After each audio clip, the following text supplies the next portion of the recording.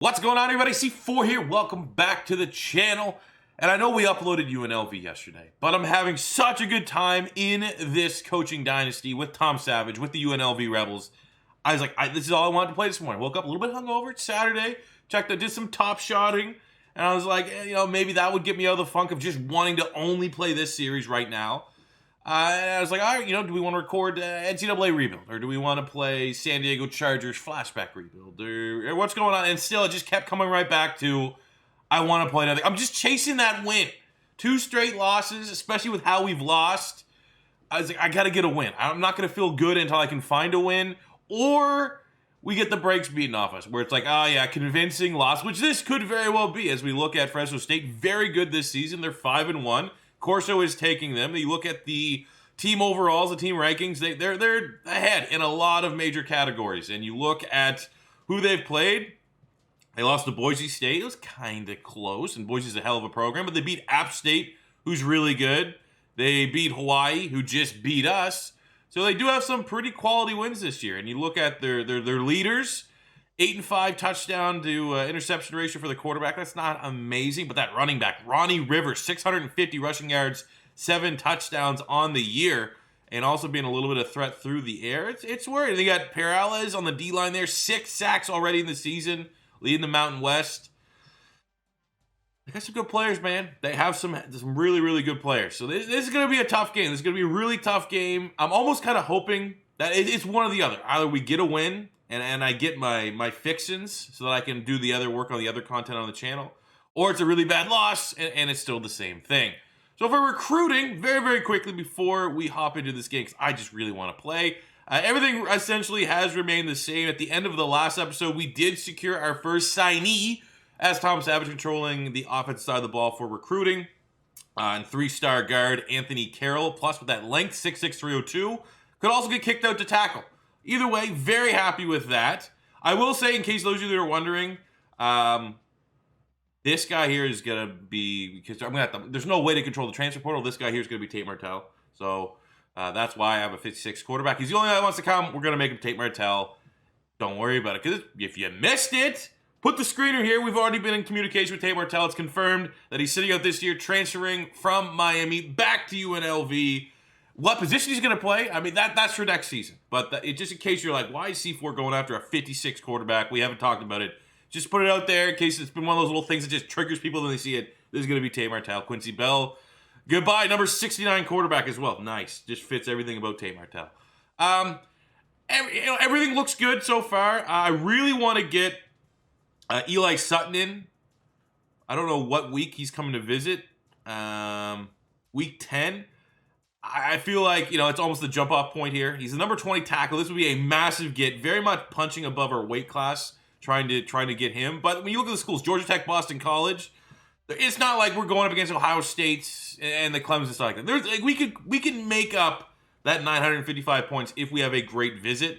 But still, the biggest prospect that we need to be focusing on and keeping an eye on every single week is Quincy Brown, the 77 overall, at least in terms of scouting so far. The number 20 athlete in the recruiting class, a 4-star. We're currently in the lead, but Arizona every single week is catching up. Like, they were minus 330 a week ago. Now they're up to 150. They're spending a lot of points. I have no control. Like, I can't upgrade anything to make it so I can give him 600 points, 700 points, whatever, for our recruiting.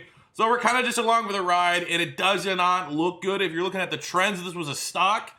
It's definitely trending away from UNLV, but I don't know, man. Hopefully we can keep on keeping on here, because this would be an unreal get for the UNLV program as we finish out this year, and hopefully we can be impressive, and hopefully we can get a Fresno State win, and he's watching the game, and he's like, oh yeah, that's why I want to go to UNLV. So without further ado, 5-1 Fresno State Bulldogs, 3-3 UNLV Rebels, looking to end a 2-game losing streak. You want to say something that's ugly? I generally feel like at 3-3, we're maybe doing slightly better than a lot of people would have expected, right? 3-3, 3 wins, 2-star program, one of the worst teams, like a bottom 10 team, and all in NCAA, right? But I still think we're better than expected. Until you look at the conference standings, you must think we're cupcake. We're last place in the West.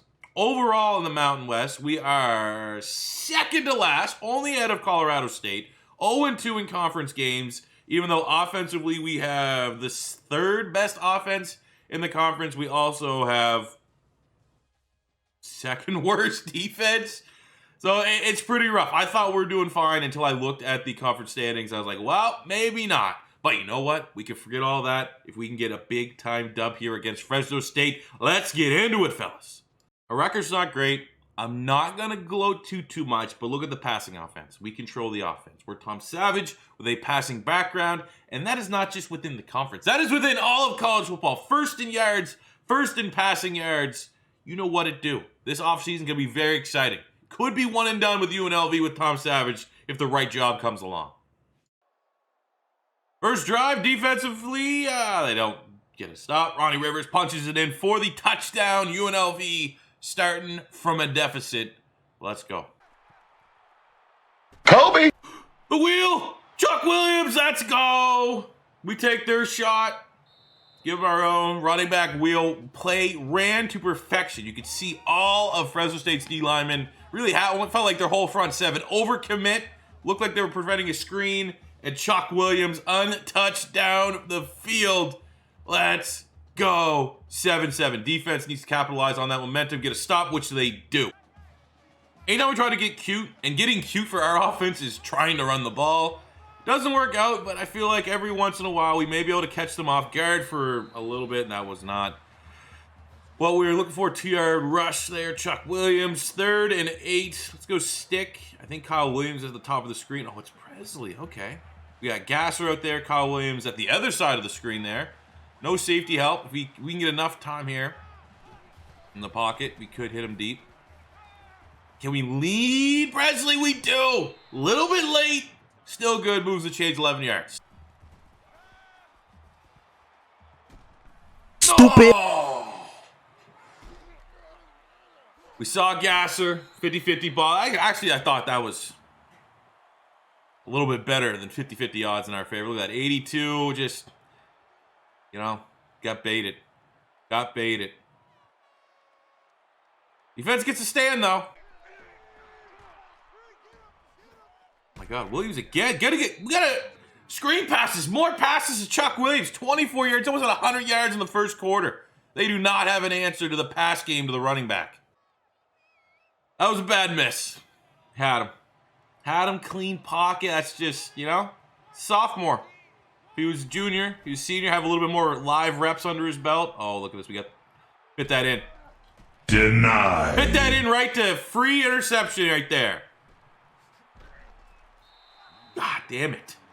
To miss a for sure touchdown and then follow it up with a risky throw, turnover. That's our offense, goddamn epitomized. Defense gets another big time stand.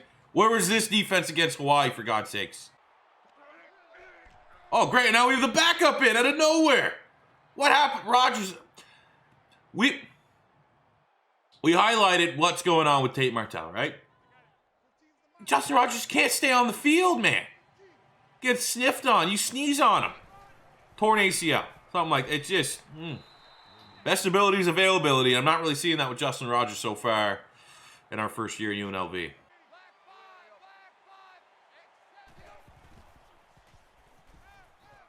Gasser, hey! Hell of a route ran by Jacob Gasser, 20 yards. Williams again. He's like an automatic first down every time. He's gonna get drafted. He's literally went from a guy that's just like, oh yeah, good UNLV, good Mountain West running back. Those guys don't get drafted. They go to the XFL, CFL. The fact that he's developing as a receiver, which is what the modern day NFL wants, we're gonna put Chuck Williams in the NFL, fellas. Making dreams happen here. Let's have a clean drive. Clean, near goal line possession here for UNLV. You got Kyle Williams in the slot. Noah being a tight end. Looks like he could be pretty good as well. Or just get our quarterback decapitated. Still have not got the injury update for Justin Rogers. Given how he was playing. I mean, that was more me anyways, right? We're not holding the quarterback the same type of accountability that we do in Madden. You're just kids, boys. You're just a boy. All right, 3rd and 10. Nothing. Absolutely nothing. Just take the points. Which is not like given our kicker, but we should be able to get 3 here. Misses the kick. At least defense got to stop. My God, how many more missed kicks until the head coach just lets their offense stay out there on every fourth down? Start with the screen. They've had no answer for it. And they still have no answer for it.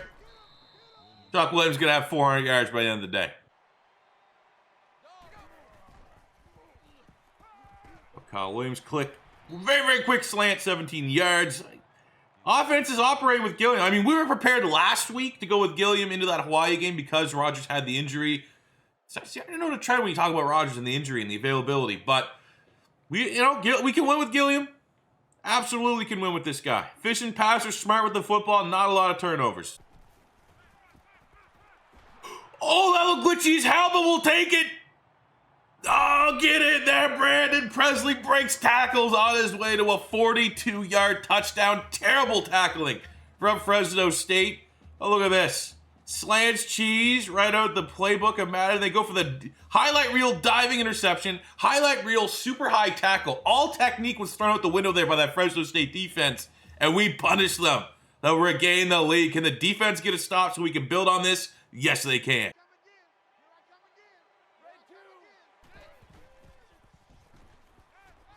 Oh my God, it's just too easy. Dare I say?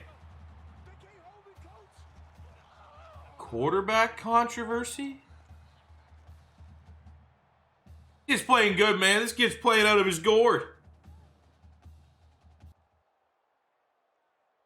Defense gets another stop. This game, I'm not going to say it's going to be over because we've seen comfortable leads going into the first half, and they turn into very uncomfortable fourth quarters for us. But this game's going about as good as possible. If you told me Justin Rogers is going to go with an injury, and we have a chance to go up potentially 28-7 at half.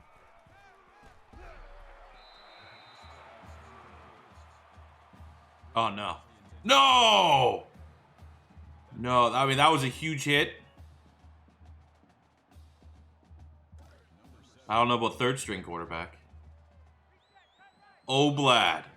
One of the if you go to UNLV's actual recruiting page, like in real life, Oblad's like one of their highest rated recruits ever. I guess there's way worse options for a third string quarterback. Kenyon Oblad. Hopefully not too long. He's got to be in there. Swift recovery. That's just, I don't know.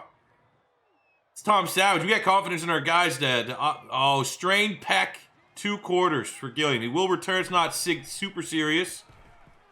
Let's rely on Chuck Williams. Try to, we don't want to just, white flag and get into the halftime. We want to keep trying to force the ball downfield, get some points.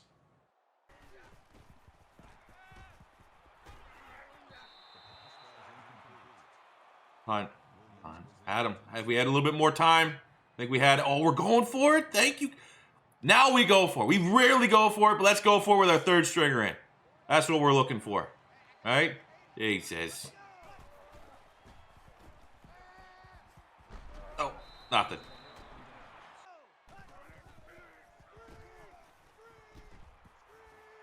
He's blocked up well. I mean, he's getting a little gassed. He's got a little less juice than he had the first half, but still super effective. 9 catches, $173.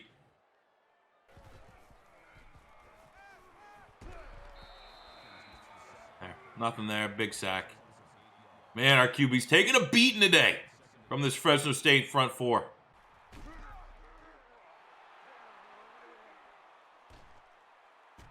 Was not the right call. Was not the right call. I'm getting a little bit of frames right now. That was not the right call. That guy's having a game. Second pick for, I don't know who that guy is, but he's a baller. Gotta stay on to ourselves, so stay true. Whatever quarterback's in there, if it comes time to, buck it and chuck it. No regrets. No regrets. And we got sacked. My God, we need to get our... How much more quarters till we can get our regular guy in? Because now we're tied. 21 apiece. Again, foresee this. It's like I saw this happening at the end of the first half. Being like, 21 feels like we might be able to score more points. And then all it took was an injury. And here we go. We're tied up. Looking like all the momentum's going the other way. We go to Jacob Gasser into the 50 to the 40. 39-yard reception. Finally, something positive goes right for the Rebels offense. Ooh! Ooh! Don't drag swag! Brandon Presley gets him in. They're on the run. And we get Stevenson. Gets close. 3rd and short. We got to go to Chuck. We got to bring in the Chuckster. Chuck Williams needs 1 yard. Keep this drive alive. Oh, my God. He's not on the field for some reason. We got Magmar. He does the job. He trips over himself. Kind of like DeMarco Murray when he was with the Eagles.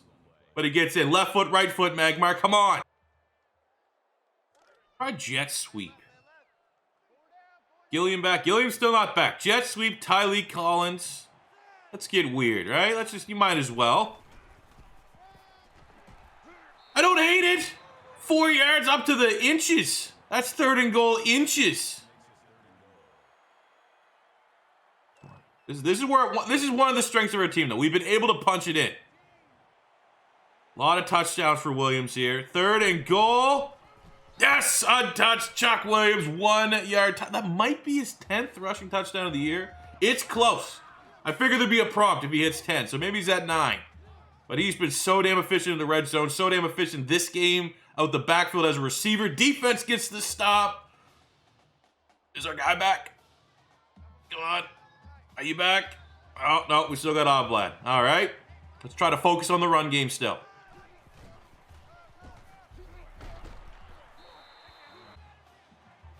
Nice. Okay, Gillian's back. 4th quarter. Should be able to see this one out, hopefully. Well, a little late. That's a terrible read, and we get unnecessarily fucking hit. Come on! Credit Fresno State defense, man. We've been trying to run the ball with all the mixing and matching going on in quarterback, and the run game just still has not been there. 60 attempts, getting barely 2 yards a carry. Oh, man, last time Gasser ran this, he got wide open. This is his route. That is the Jacob Gasser play right there. He is a master at running that. That's his play. He's automatic. We got to use that one more. I got to get to the top of the play sheet.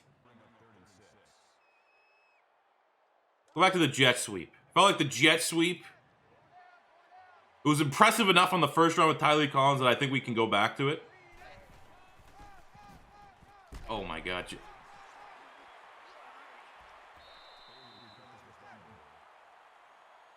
Like, have we had a game yet where we've had less than 4 turnovers?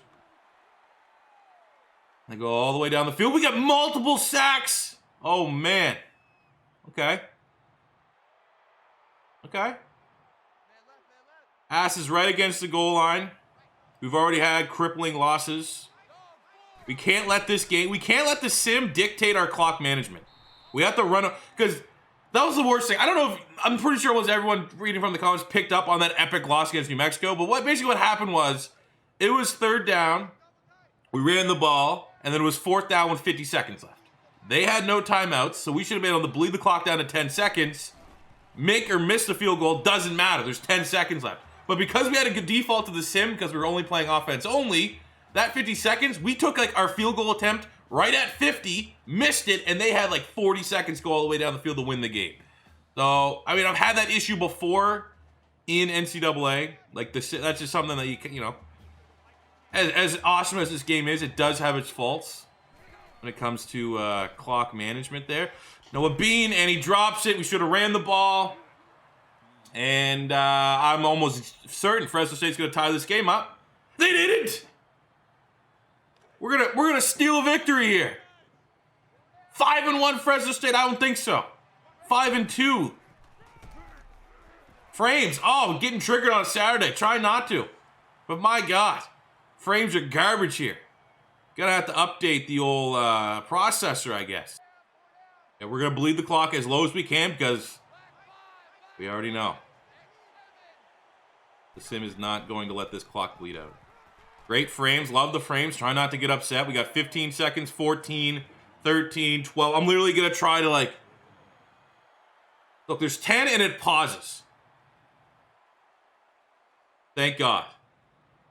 We endured quarterback injuries. We endured C4's pretty damn good computer for whatever reason, dropping frames dramatically in a PlayStation simulator, emulator, whatever you want to call it. But we also saw that man Chuck Williams, 200 yards from scrimmage against the big bad 5-1 Fresno State Bulldogs. 3-3 UNLV, 2-game losing streak. Chuck Williams put this team on his back. Gilliam looked impressive. Fringe quarterback controversy brewing on our hands. And UNLV goes to 4-3. And we end this episode with the biggest game of our calendar season. It's the rivalry game. UNLV, Nevada. We got, we know when we highlighted UNLV as a program coming in. We playing for this goddamn cannon. It's an old-ass cannon.